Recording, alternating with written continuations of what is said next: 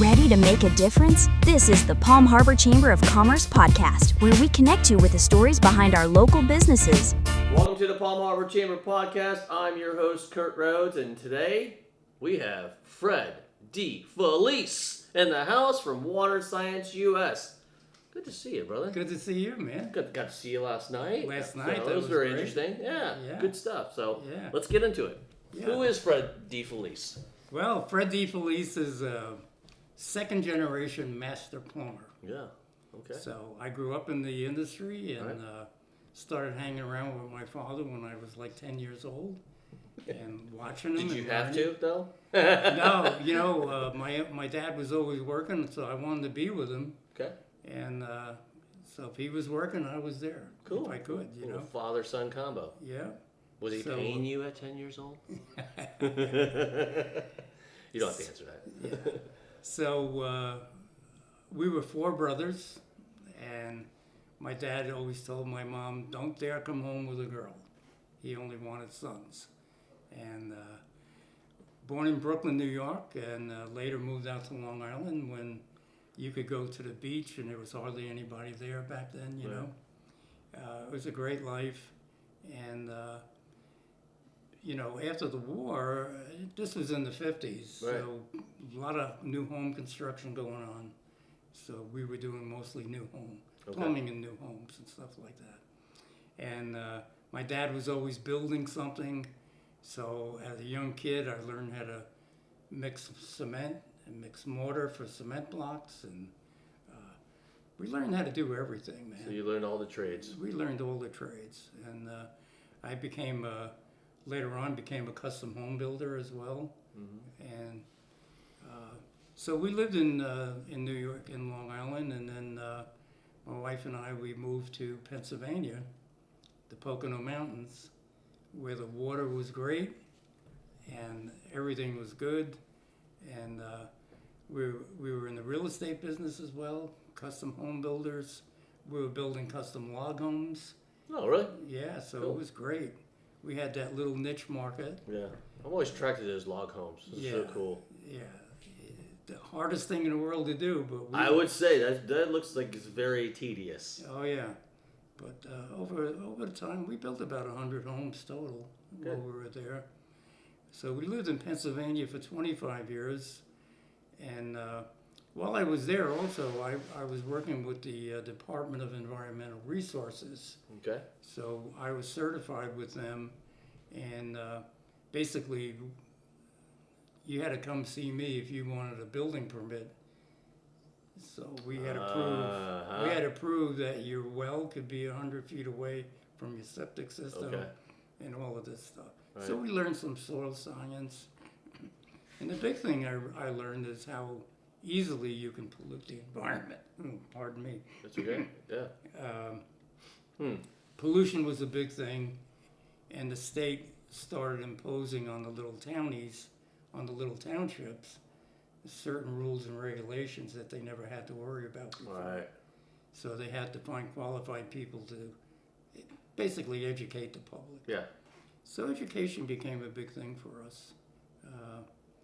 But we loved it, and we finally decided to move here to Florida, and we moved here in 2000. So we're going on 26 years. Yeah, good for you. Yeah, so it was the How best. are you enjoying it? I'm sorry? I said, how are you enjoying it? Oh, it's the best thing we ever did. Right? Yeah. You know, enjoy that snow and shoveling in it and bitter and cold. Whew. But we learned how to work, how to play in the snow, you know? We had the snowmobiles. Yeah. My kids all learned how to ski. But also, you got to work in that type of conditions. Oh, it was hard, man. Some winters, all the new communities they were building, they didn't get in there and plow the roads for us construction guys, you know? Yeah, probably. So sometimes you couldn't even get there. But the summers were great. Yeah. Yeah. So you moved down here in 2025. No, 2000. Excuse me, 2000. Sorry. You moved here in 2000, so you've been here for almost 26 years. Yeah. But now Water Science US kind of comes into play. Yeah. How did that all get started?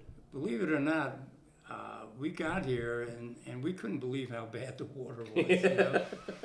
And what's the first thing everybody said? Oh, you need to get a water softener. Right. Get a water softener. I knew nothing about any of that. Right. So I made friends with a plumber, and he actually put one in for me because I knew nothing about them. Okay. And it was the worst thing in the world. I couldn't believe, this technology.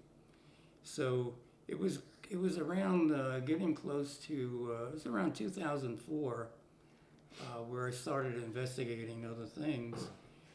And and I learned at that time, actually it was 2005, that California was the first state to put a ban on water softeners. So I said, hey, something's about that. Yeah. So I started doing research and everything like that. And I was always an inventive kind of guy. Right. So I started finding technologies that I could test on my own and figure out how things would work. So I mentioned California, but since then, 6 other states have also put a restrictions on they're water following softeners. suit, huh? Yep. And the main reason is the amount of water they waste and the polluting of the environment. So we wanted to come up with something that was safe, something that worked right, and had no maintenance to worry about. Okay. So we kept, perfecting everything and testing different technologies. And a lot of the technology, believe it or not, in the water industry today were developed through the space program. So it Interesting. makes sense when you think about it. It's good to know. They could never bring chlorine up there in any way, shape, or fashion. Okay. And the big thing, we really started out to want to educate the consumer.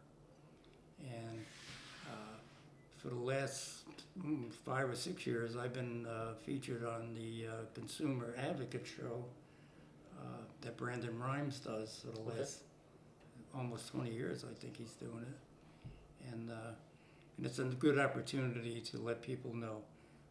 This is another good opportunity to try to educate people so they're not making a mistake. So what sets apart your product versus a water softener? Water softener. Unfortunately, people think a water softener is a purifier. A water softener does one thing. It removes the minerals that make water feel hard. Right. In So the you get process, that kind of soft feeling. Yeah, in the process, it replaces those minerals with salt, with sodium. Right. And that slippery feeling that you feel in the shower, most of that is the salt that's on your skin. Right. Well, salt in the water is the worst thing in the world for your plumbing. 2 things make pinholes in copper pipe. Salt from a water softener, and the other thing is chloramine that the water companies put in the water. So people aren't aware of that little fact. Yeah. And you hear people having a slab leak in their house, water coming up through the floor. So those of us who lived up north, we know what our cars looked like back then after the salt on the If roads. you don't clean it properly, yeah. Yeah, It's a rust bucket. yeah, amazing. So our solution to this is the technology that we discovered and that we helped develop is no salt. Our system leaves in all the minerals, which are healthy for us. Right. And we have a way of conditioning the water so it doesn't leave scale that normally hard water does. Okay. So we got all the benefits of what you would think of as a water softener without all the maintenance, the salt, and all the other stuff. And the pollution of the environment and the tons and tons of wasted water. So, for example, our whole house systems carry a lifetime warranty that's actually transferable. So if you sell your home, it can go to the next owner. Right. No maintenance for 5 years. And then we have smaller systems for mobile homes, Oh, okay. condos. I did not know there was different sizes. Oh, yeah. Okay. Good. And for years, most of the mobile home communities, you didn't have your own water meter. So it was one big water meter for the whole complex. Okay, yeah. So they didn't want you wasting water with a water softener. Right. So some places just prohibited it. Yeah. You know? Makes sense. Yeah. Makes sense. So we developed this one system now going about 8 years ago, and we have tons of them throughout the mobile home market.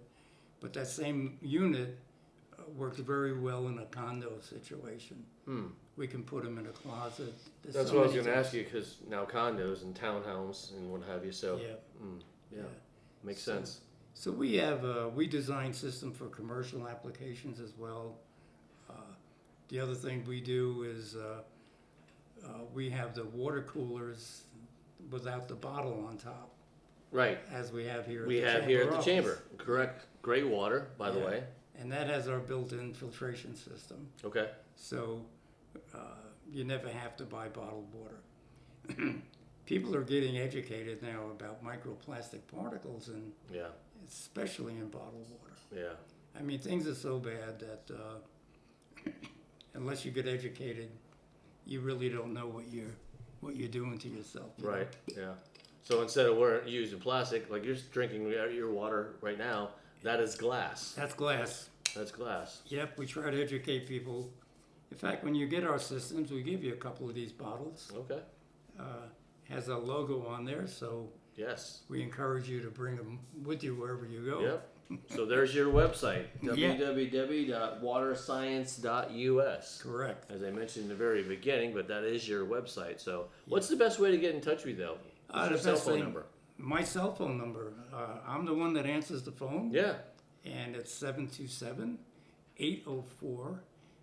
727-804-4562. Awesome. And of course, the easiest way to find out about so much is right on that website. Well, going to the website, yeah. Obviously, knowing that you do residential, you do commercial. Yeah. Now, I did not know, but just learning this, now you have multiple different systems for, Oh, yeah. mobile homes to commercial applications. Absolutely. So that's really cool. So let's kind of switch gears a little bit. We know a little bit more about you now. We know a little bit more about water science, US. Yeah. But why did you become a Palm Harbor Chamber member? Oh, it was. And how long ago was it? I believe I joined in 2008. And Connie. Is that what your notes say?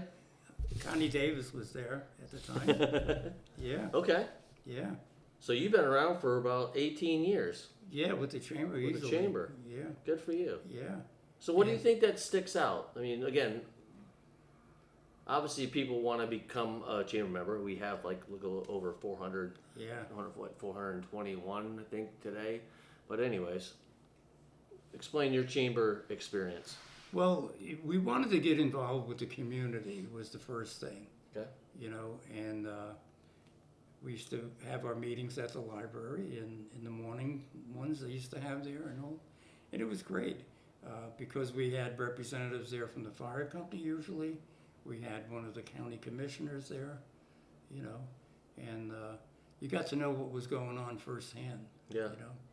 And then we were able to share that information with our friends and other neighbors, So, the chamber, it really is my first experience of being part of a chamber was the Palm Harbor Chamber. Yeah. Back in, like in Pennsylvania, was Rotary, was one of the biggest things. Right.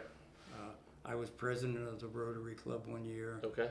And in fact, I think right about after I moved from the area is when they allowed women to join Rotary. Before that, it was all men. Well, we're going way back. We are, back in the 80s. Back in the 80s. Yeah. Now, see, I've been part of Rotary, and there are bits and pieces of this conversation Yeah. of how it was only a club for men. Right. And then that transition back in the early 80s. Yeah. And meanwhile, there was organizations strictly for women Right, back then. right, yes. But somehow that whole thing got changed. And I could tell you, the men, after they got over the disappointment maybe, they were happy because the women really ran these clubs a lot better than the men did, And you see that today in a lot of things. Well, but it's interesting. You see, you walk around the chamber, you go to all the different events, and you see so many professional women, professional men, the interaction. So I think, in my personal opinion, I think the chamber just has a more, I'm going to say more of like an equal value for everybody, because I know what you want to do. You want to help the community. You volunteer. I do the same thing. So, you know, it's really nice to go up to you, shake your hand, catch up with you real quick. You know, as we do to all of our members, right? So it's a good, I guess, chamber of people, if you will. But these people are business owners. You know, they obviously sometimes are retired. They maybe work for another business. But we all come together to help our community, because we don't have a town hall. Or Palm Harbor, for those that are watching at home, Palm Harbor is actually unincorporated. So we don't have those city dollars that are coming in. We don't have the mayor.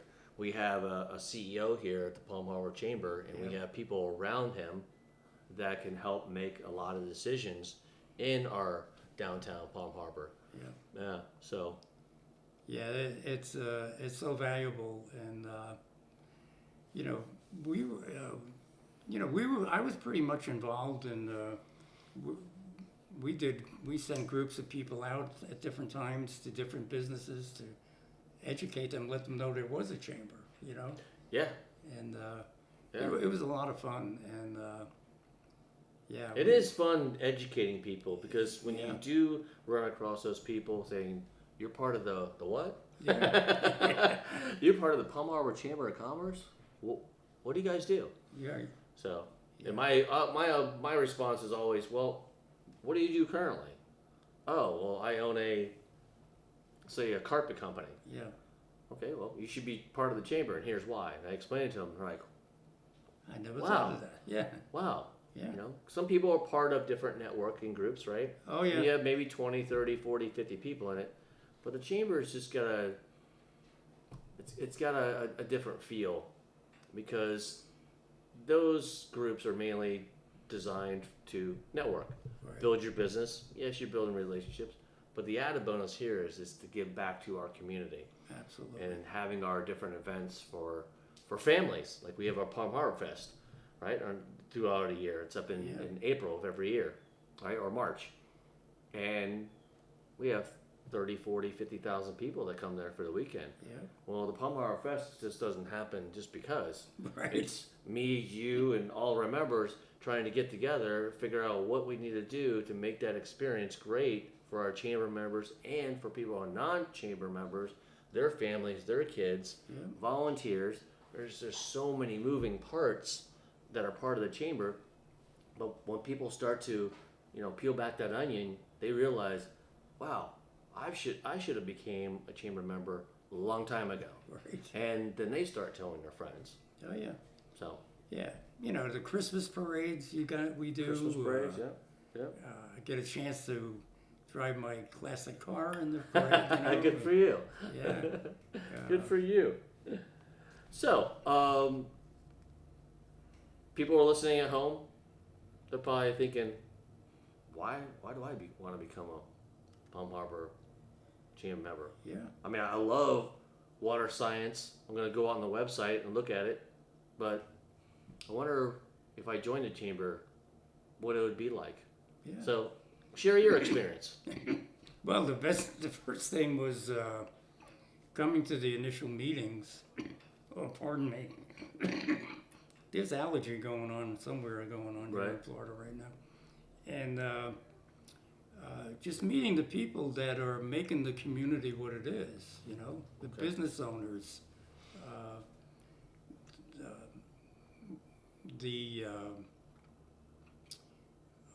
some of the charities and things that, that we support. And Like things like Feast that. Food Bank is one, that's right? a good one example.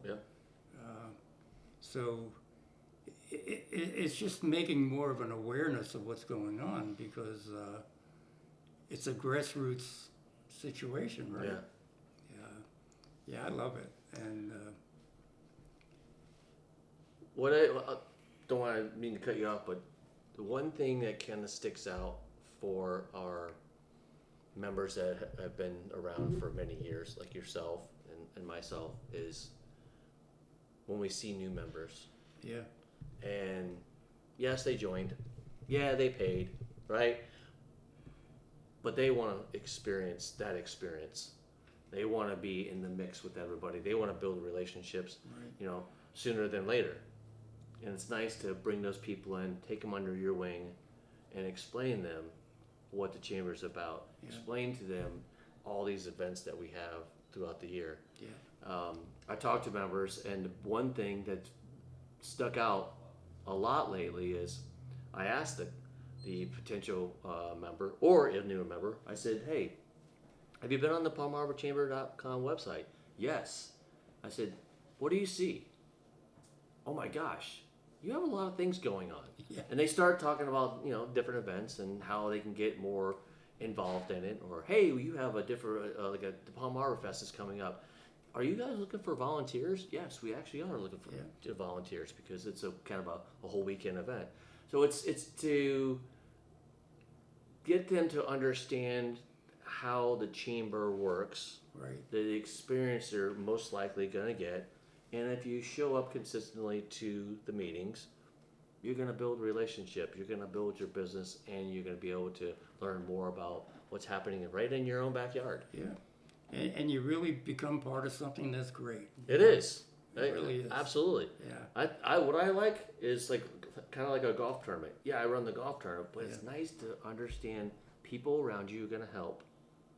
But when it comes all together, and everybody's playing golf, and everybody comes up to you going, Kurt, great job, man. It was fantastic. I loved the golf. The golf course was in great shape. The experience out there, the food, the drinks. I mean, I met so many different people. Thank you so much. Yeah.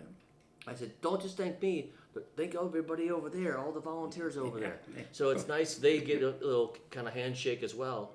And that makes you feel good at the end of the day. It really does.